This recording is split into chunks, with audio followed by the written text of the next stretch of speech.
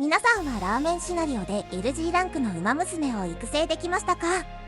おそらく大半の方はまだできていないと思いますが、その要因としては立ち回りよりもサポカ編成が考えられるでしょう。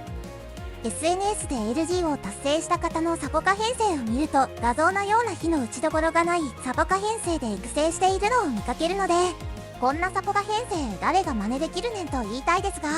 この編成のサポカは全て無料ガチャが開催されていたので、対象のガチャを引き、2点上で貫突できる運を持っているなら、無課金でもこのサポカ編成はできていると思います。ですが大抵の人はガチャを引いていなかったり、私のように引いてもピックアップ率が異常に低かったりして貫突しているサポカを所持できていないと思います。そこで今回はほとんどの人が所持しているであろうアモアイとエアシャカールを編成しても LG ランクを達成できる育成方法を紹介します。まずサポカ編成はアモアイとシャカを含めたスピード2枚、スタミナ2枚、賢さ1枚、友人1枚の編成ですが、 LG ランクを目指すのであればテイオウ、ドトウ、エヴァヤン、タズナは必須となります。ですのでこれらの4枚を用意できないのであれば LG ランクを作るのは厳しくなります。一応テイオウとドトウに関しては代用が可能なので代用サポカを載せておきます。続いて LG ランクを育成する上で最も大切な育成ウマ娘について説明します。 LG ランクを目指すなら育成ウマ娘はイクノディクタスがおすすめです。理由としては、イクノはレース出走後に獲得するステータスがアップするコンディションを取得でき、かつレース数が14戦あるからです。この影響でレース1戦あたりの獲得ステータスは全ステプラス19とスキルポイント120くらいになり、今回のアモアイ社会理編成だとバフなしの通常練習をするよりも多くステータスを獲得できます。しかも全ステ19アップということは、スピスタ編成で伸びにくいパワー、根性、賢さがまんべんなく伸びるので、完成後の個体はイクノ以外のウマ娘と比べると根性と賢さがかなり漏れていると思います。またイクノは成長率が根性 20%、賢さ 10% なので大変スピスタ編成と相性が良いです。ちなみにイクノ以外のウマ娘だと LG ランクはいけないことはありませんが、かなり難易度は上がります。実際この1週間イクノ以外のウマ娘で育成を50回ほどしましたが、 LG ランクは一度も達成できていませんでした。イクノにシフトを変えてからは5回目の育成で LG ランクを達成でき、残りの4回の育成の評価も平均 US9 前半だったので、評価を伸ばすにはうってつけです。ですのでとりあえず高い評価点を取りたいのであれば一度イクノで育成してみてください。ここからはスピニスタ2編成向きの各機関の立ち回り方を簡潔に説明していきます。まずレビュー前に設定する地域選択は札幌、函館、福島を選択してください。なぜ根性にバフがかかる福島を選ぶのかの説明は別の動画で詳しく説明しますが、簡単に言えば材料を入手しやすくなり、ラーメンを多く作れるようになるからです。デビュー前の目標は練習とラーメンを作りながら全員の絆をオレンジ色になるまで上げていきましょう。試食会のタイミングとしては、スピードがスタミナ練習にサポカが2枚以上集まっている時、友情練習が発生している時、材料が溢れる時などに行うことをおすすめします。デビュー前の基本的な立ち回り方は絆上げメインで練習を踏んでいきますが、友情練習が発生している場合は友情練習を優先して踏んでください。賢さ練習と他の練習でどちらを踏むか迷う場合は賢さ練習を優先して踏み、体力を温存しましょう。お出かけは一度も使わず、お休みは1回までに抑えてください。続いてジュニア機の立ち回り方について説明します。試食会のタイミングはスピードかスタミナ練習で友情2人の時、友情1人とサポカ1人以上集まっている時などに行いましょう。他にもありますが詳しくは後日別動画で説明予定です。基本的な立ち回り方としては友情練習を踏みながら材料の在庫を確保しましょう。確保した材料はスピードとスタミナの強い練習の時に試食会を行い、一気にステータスを上げていきます。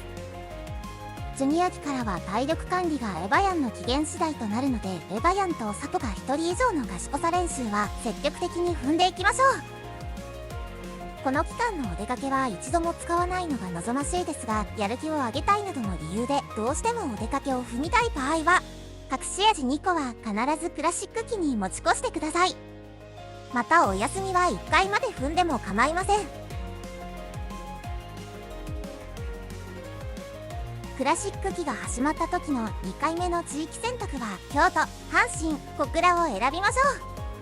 スピードにバフがかかるラーメンを作れないと思うかもしれませんが、クラシック期はスタミナと賢さをメインに上げていくので、これで問題ありません。立ち回り方については先ほども言ったように、スピードではなくスタミナと賢さを試食会でどんどん伸ばしていきましょう。特に賢さを伸ばしておきたいので、エバヤンとサポカ1人などの練習は踏んでいきましょう。